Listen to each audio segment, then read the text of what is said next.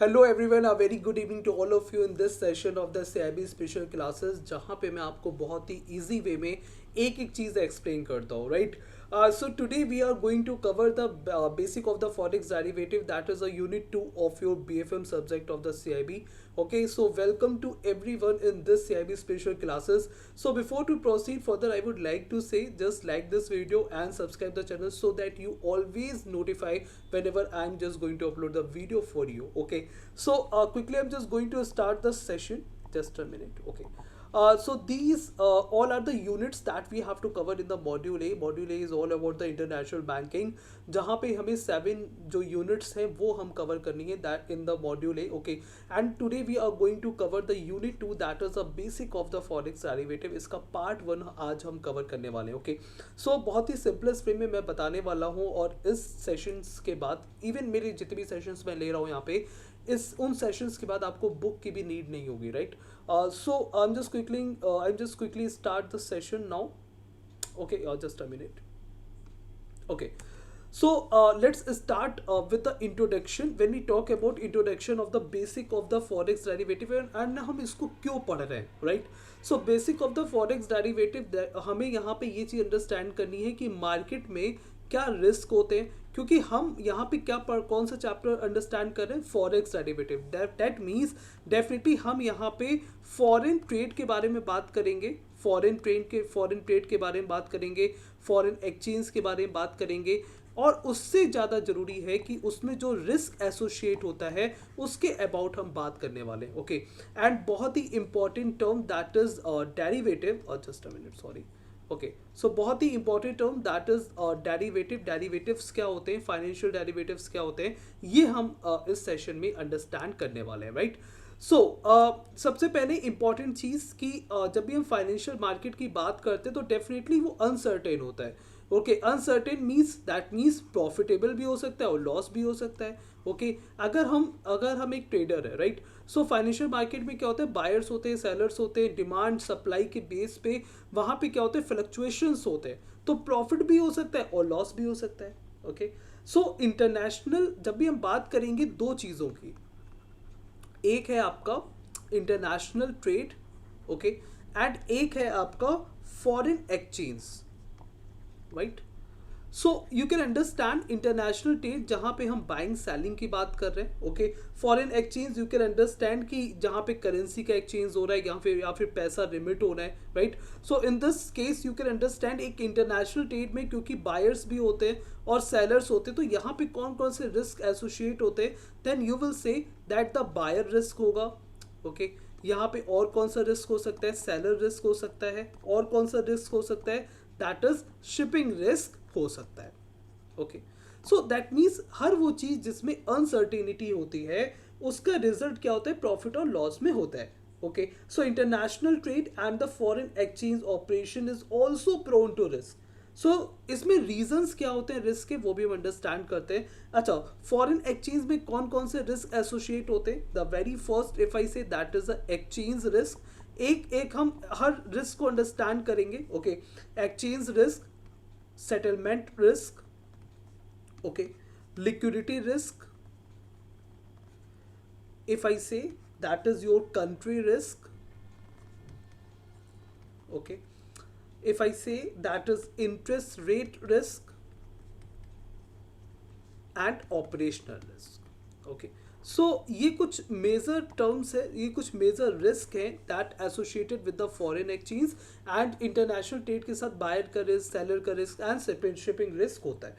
अब एक बहुत ही इंपॉर्टेंट चीज़ अगर मैं यहाँ पे बोलूँ तो यहाँ पे मैं ये बोलूँगा कि अगर मैं एक बात बोलूँ कि किसी चीज़ में अगर रिस्क ज़्यादा है तो definitely we can also say that वहाँ पे रिटर्न के चांसेस भी क्या होंगे, ज़्यादा होंगे. दैट मीन्स वहाँ पे हमें रिटर्न के जो चांसेस होंगे वो भी ज़्यादा होंगे. जहाँ पे रिस्क ज़्यादा होता है वहाँ पे रिटर्न के चांसेस भी ज़्यादा होते हैं. ओके, अब प्रॉब्लम कहाँ आती है, दैट मीन्स हम यहाँ पे ये कह सकते हैं कि जो रिस्क होता है, रिस्क और रिटर्न, रिस्क फैक्टर जो होता है, अगर हम रिस्क फैक्टर की बात कर रहे हैं, okay, So risk factor and the return chances that having the direct relationship. Okay, so इनके बीच में कैसी रिलेशनशिप होती है, दैट इज डायरेक्ट रिलेशनशिप. ये बहुत ही इंपॉर्टेंट चीज़ है अंडरस्टैंड करने के लिए. दैट मीन्स जितना ज़्यादा रिस्क फैक्टर होगा उतने रिटर्न के चांसेस होंगे. अब प्रॉब्लम कहाँ आती है? प्रॉब्लम यहाँ आती है कि जब ज़्यादा रिटर्न अर्न करने के चक्कर में, जब ज़्यादा रिटर्न के चक्कर में जो रिस्क मैनेजमेंट है, ज़्यादा रिटर्न के चक्कर में, क्योंकि रिटर्न चांसेस ये प्रॉफिटेबल भी हो सकता है और क्या हो सकता है, लॉस में भी हो सकता है, राइट. सो ज़्यादा रिटर्न के चक्कर में जो रिस्क है वो मैनेजेबल सिचुएशन से बाहर निकल जाता है. जहाँ पे हम बोलते हैं कि जो रिस्क है वो मैनेजेबल सिचुएशन से ज़्यादा हो गया, दैट मीन्स रिस्क जहाँ पे हमारा कंट्रोल नहीं करा जा सकता. ठीक है, जहाँ पे रिस्क को कंट्रोल नहीं किया जा सकता उतने रिस्क वो हमारी रिस्क वाली कंडीशन आ गई. दैट मीन्स यहाँ पे प्रॉब्लम क्रिएट हो जाती है. ओके, सो जब भी हम बात करते हैं कमोडिटीज़ की, जब भी हम बात करेंगे कमोडिटीज़ की, करेंसीज की, ओके, शेयर्स या बॉन्ड की, okay, then you can understand what are the different type of the risk associated with these all, like exchange rate risk, interest rate risk. okay, because इनमें क्या है, इनमें prices जो होते हैं volatile होते हैं. जब हम prices की बात करते हैं, so prices क्या होते हैं, volatile होते हैं, right. so that means you can understand कि अभी बढ़ रहा है को कुछ समय बाद कम हो जाए. okay, that means this is situation of the uncertainty, right. So यही सब चीज़ें हम अंडरस्टैंड करने वाले हैं इस पूरे सेशन में. नाउ अंडरस्टैंड कि एक बहुत ही important term that is your derivative. Okay, and ये बहुत ही इंपॉर्टेंट टर्म है. आज हम इसी सेशन में इस सेशन में हम इंट्रोडक्शन कवर कर रहे हैं. नेक्स्ट सेशन में हम जितने भी रिस्क हैं वो सारे रिस्क हम कवर करेंगे. Okay, so just understand derivative. बहुत ही सिंपलेस्ट वे में मैं इसको समझाने वाला हूँ. लो, अभी हमने जितने भी रिस्क की बात करी, अब इन रिस्क को न्यूट्रलाइज करने के लिए हम एक टर्म का यूज करते हैं, that is derivatives. okay, now understand what we understand by the derivative. When we talk about the derivatives are such instrument which when added to the exposures, okay, that will neutralize or alter to acceptable levels, right. so it derives its value from an underlying asset. और ये सारी जो languages हैं, ये सारी language थोड़ी complex लग रही होगी, राइट. सो मैं इसको बहुत ही सिंपलेस्ट वे में अंडरस्टैंड करवाने वाला हूँ. Understand this. When we talk about that derivatives क्या होते हैं, एक टर्म अंडरस्टैंड करेंगे. डेरिवेटिव्स क्या होते हैं? डेरिवेटिव्स एक्चुअली वो फाइनेंशियल इंस्ट्रूमेंट होते हैं जो रिस्क को मैनेज करने के लिए बनाए गए हैं. ओके, जो रिस्क को मैनेज कर सके वो होते हैं derivative. And derivative, now we are going to understand that what we understand by the derivative. Okay, just understand. Suppose that ये कोई मिस्टर ए है. ओके, सो ये क्या है? Mister A, and mister A is a farmer. Suppose that mister A क्या है? Mister a farmer है. Okay, and ये क्या करते हैं? ये चावल की खेती करते हैं, या फिर राइस की ये क्या करते हैं? राइस की खेती करते हैं. ओके, सो चावल की खेती करते हैं तो राइस, यू कैन अंडरस्टैंड कि mister A is a farmer, चावल की खेती करते हैं. सो सपोज दैट राइस का जो करंट प्राइस है, अगर मैं राइस की करंट प्राइस की बात करता हूँ, CMP, that means you can understand this is the current market price. okay, so suppose that rice का जो current market price है वो कितना चल रहा है? that is 20 rupees. okay, for example, जो rice का current price चल रहा है that is 20 rupees per kg, that is in the market. ये market rate है 20 rupees per kg. अब अगर rice का प्राइस अगर गिर जाता है, ओके, यू कैन अंडरस्टैंड, अब अगर राइस का प्राइस इस केस में गिर जाता है तो इस फार्मर को क्या हो जाएगा? लॉस हो जाएगा. यू कैन अंडरस्टैंड नाउ कि एक मिस्टर ए फार्मर है, ये राइस की खेती करते, चावल की खेती करते. सो इन्होंने क्या किया, जब कल्टीवेशन का टाइम आया तो इन्होंने राइस क्या किया, राइस जो भी राइस था इनके पास. ओके, अब अगर ये इनके पास दो सिचुएशंस है, राइट. यू कैन अंडरस्टैंड कि अगर इस समय जो मार्केट प्राइस चल रहा है 20 रुपीज़ पर केजी चल रहा है. ओके, अब अगर ये सोच के चल रहे हैं कि अगर in future, like in future in the sense कि अगर मान लो 1 महीने के बाद, 2 महीने के बाद, 3 महीने के बाद, अगर ये सोच के चल रहे हैं कि मैं थोड़ा राइस जो है, मैं इतना राइस अभी रोक लेता हूँ, जब प्राइस बढ़ जाएगा तो मैं उसको उस टाइम पे बेच दूंगा. Okay, now you can understand कि अगर in the future case in the future case I am just talking about the 1 महीने 2 महीने के बाद अगर राइस के प्राइस जो है कम हो जाते हैं, अगर राइस के प्राइस सपोज दैट 15 रुपीज़ पर केजी हो जाते हैं, तो इस केस में इस फार्मर को क्या हो जाएगा, लॉस हो जाएगा। इस फार्मर को क्या होगा, लॉस होगा। अगर 1 से 2 महीने के बाद अगर इस राइस के जो प्राइस हैं वो बढ़ जाते हैं, तो सपोज 25 रुपीज़ पर केजी हो गया, दैट मीन्स इस केस में इस फार्मर को क्या होगा, प्रॉफिट होगा। Okay, now understand the scenario. I am just talking about ये जो केस है ये रिस्क मैनेज करने के लिए। डेरिवेटिव मतलब क्या होता है, दैट मीन्स ये क्या करते हैं, रिस्क मैनेज करने के काम में आते हैं, that derivatives. Okay, now understand.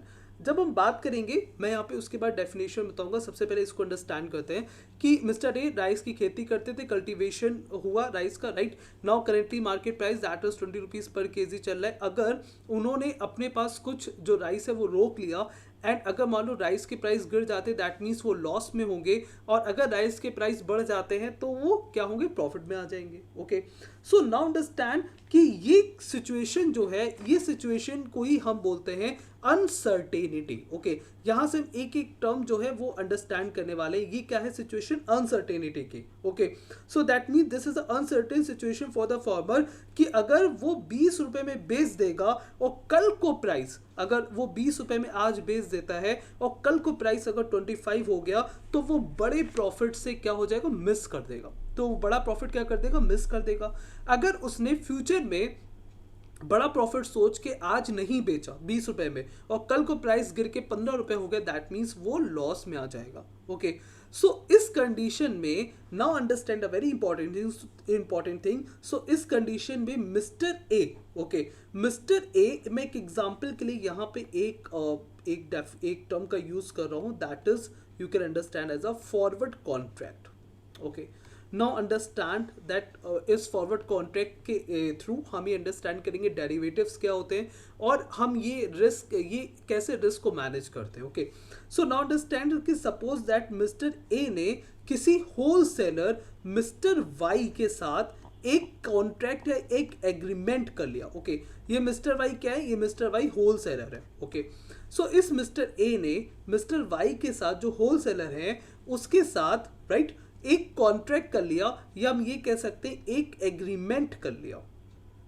Okay, और इस एग्रीमेंट के according mister Y 500 KG rice, okay, इस कॉन्ट्रैक्ट के according mister Y 500 KG rice 20 rupees per KG के हिसाब से, 20 रुपीज पर केजी के हिसाब से मिस्टर ए जो फार्मर है से 2 महीने के बाद बाई करेंगे। ओके, सो ये जो कॉन्ट्रैक्ट है ये 2 महीने का है, राइट। सपोज दैट ये कॉन्ट्रैक्ट क्या है, 2 महीने का। इस 2 महीने के कॉन्ट्रैक्ट में ये है कि आज अभी से लेके 2 महीने बाद, राइट, सो 2 महीने के बाद जो मिस्टर वाई जो होलसेलर है ये मिस्टर ए से 500 केजी राइस जो है ये 20 रुपीज पर केजी के हिसाब से परचेज करेंगे, right.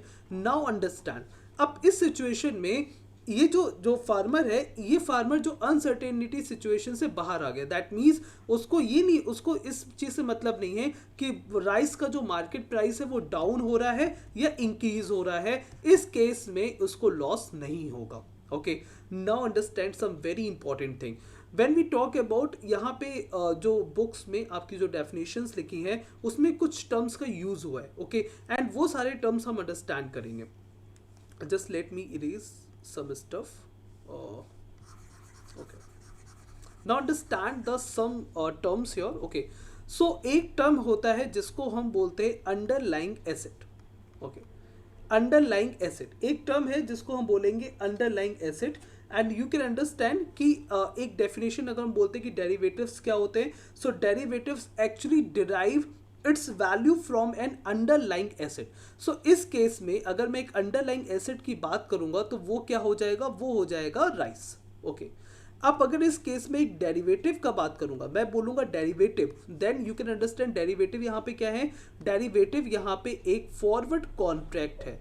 Okay, and derivative forward contract हो सकता है, डेरिवेटिव फ्यूचर्स हो सकते हैं, डेरिवेटिव ऑप्शंस हो सकता है। ओके, ओके, सो एक्सेट्रा। सो डेरिवेटिव्स जो होते हैं ये क्या करते हैं, ये वैल्यू डिराइव करते हैं from an underlying asset. So that's, जैसे यहाँ पे जो फॉरवर्ड कॉन्ट्रैक्ट है, ओके, ये डेरिवेटिव का काम कर रहा है। और वैल्यू की मैं अगर बात करता हूँ, अगर मिस्टर वाई जो है मिस्टर ए से 2 महीने के बाद 500 kg राइस बाई करेंगे, दैट मीन्स अगर मैं 500 का मल्टीप्लाई 20 में कर दूंगा, दैट मीन्स 10,000 रुपीज, ये इस डेरिवेटिव की वैल्यू है।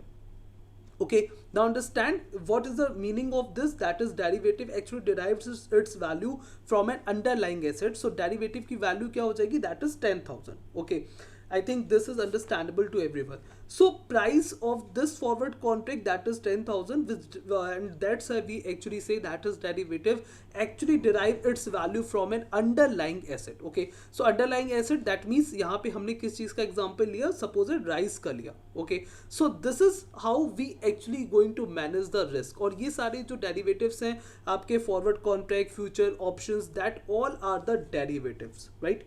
So this is the very important thing to understand। So हम किस टर्म का यूज करते हैं, हम बोलते हैं इन रिस्क को न्यूट्रलाइज करने के लिए हम डेरिवेटिव्स का यूज करते हैं। So derivatives are such instrument which when added to the exposures will neutralize और alter to the acceptable level. So it derives its value from an underlying asset, and the underlying asset can be equity, currency, commodities or interest rate. Okay, thus change in underlying asset, अगर इसमें जो भी changes होते हैं, that also lead to an equivalent change its derivative. Okay, so I hope this thing is understandable to everyone। ये एक example था, एक एग्जाम्पल था फॉरवर्ड कॉन्ट्रैक्ट का। अगर हम फ्यूचर की बात करेंगे जहाँ पे हम ट्रेडिंग की बात करते हैं, okay, so you can understand futures में क्या है, फ्यूचर के ये हर डेरिवेटिव का पर्पस अलग होता है, हर डेरिवेटिव का मीनिंग अलग होता है। ओके, यू कैन अंडरस्टैंड कि हर डेरिवेटिव का पर्पस अलग है। यहाँ पे अगर हम फ्यूचर की बात करें तो फ्यूचर एक अलग है, ऑप्शन एक अलग डेरिवेटिव है। डेफिनेटली आपको बस ये अंडरस्टैंड करना है कि डेरिवेटिव क्या करते हैं, डेरिवेटिव जो होते हैं वो अंडरलाइंग एसेट जो होता है उससे वैल्यू डिराइव करते हैं। ठीक है, सो ये बहुत ही इंपॉर्टेंट कॉन्सेप्ट है। Okay, now understand, just a minute, now understand important thing when we talk about the risk. Okay, so you can understand कि रिस्क क्या होता है। Okay, and in next session we understand about the different type of the risk.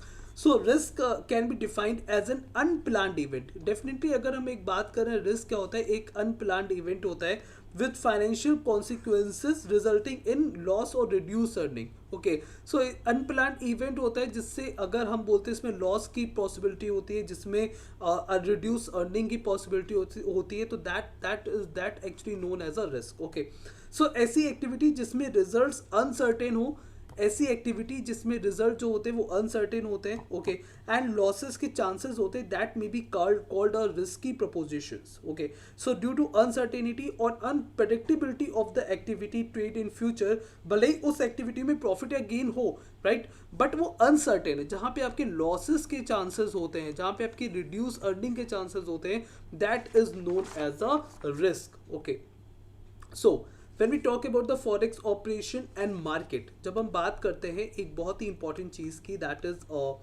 Forex operation and markets. Okay, so forex operation and markets जो दूसरे commodity market से different होते हैं। क्यों?